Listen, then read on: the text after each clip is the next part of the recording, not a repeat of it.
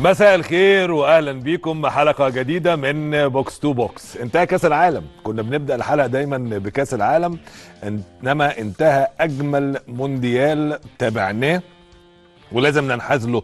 يعني مونديال في المنطقه بتاعتنا وعلى ارض عربيه وتنظيم عربي ومركز رابع عربي، سواء قطر المنظم او المنتخب المغربي اللي قدر يدخل المربع الذهبي، وتشريف ما بعده تشريف، وجمهور من كل دول الوطن العربي او من كل الدول العربيه. الحقيقه كان مشرف كل الاستادات الثمانيه اللي كانت موجوده في قطر، وامتلأت المدرجات خصوصا في المباريات اللي لعبها المنتخبات العربيه، تونس وطبعا المغرب لغايه السيمي فاينال والثالث والرابع، وبتتكلم بقى في تونس وفي السعوديه وفي قطر طبعا كل المنتخبات العربيه. انتهى المونديال بكل ايامه الحلوه، ونبتدي ندخل بقى في التفاصيل بتاعتنا. قبل ما ادخل في التفاصيل اللي عندنا هنا، حابب بس اوضح نقطه واحسمها، والمساله دي قول فصل عشان مش هنتكلم فيه تاني. موضوع مشاركه الرجاء المغربي، وكان طلع السيد رئيس نادي الرجاء قال انه يوم الثلاث هيبقى في القرار هل يشارك الرجاء ام لن يشارك الرجاء في كاس العالم للانديه، وان الاهلي هو اللي هيشارك ولا الرجاء كمرافق للوداد ممثل افريقيا والمغرب. وفق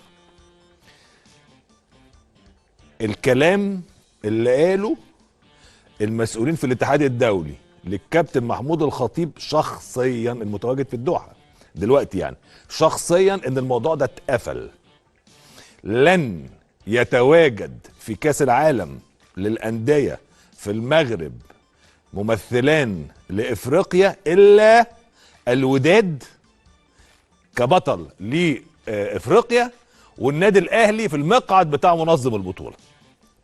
عشان كده الأهلي هيقابل أوكلاند سيتي أول مباراة. وأقول لكم كمان النادي الأهلي بعت رسمي وتلقى رسمي ايميلات من الاتحاد الدولي خاصة بالبعثة كام، الترتيبات ايه، التنظيم هيبقى عامل ازاي، البعثة كام فرد، حقوق النادي ايه، الجانب المنظم هيتكفل بايه. يعني مثلا 75 فرد عدد البعثة الرسمية للنادي الاهلي 75، وده رقم كبير يعني، والإقامة بالتذاكر بكل شيء كامل لصالح اللي هتقوم بيه الدولة المنظمة اللي هو الجانب المغربي. حلو كده؟ وان الاهلي هيستفيد على الاقل ب1.5 مليون دولار ما بين رسم الاشتراك والمشاركة على الاقل في اول مباراة. اول مباراة دي بتهدف لحاجة. خلاص احنا حسمنا موضوع الرجاء عشان مش هنتكلم فيه تاني. حسمه يعني ايه؟ هنتكلم خلاص عن مشاركه الاهلي وشكل البطوله هيبقى عامل ازاي، والاهلي ليه هيلعب اوكلاند سيتي بطل اوقيانوسيا. احنا عندنا كام فرقه هتلعب. احنا عندنا يا جماعه الجدول بتاع الفرق ده من امبارح، اسماء الفرق اللي هتشارك. خلوني بسرعه اطلعه لكم من عندي على ما الشباب يجهزوه.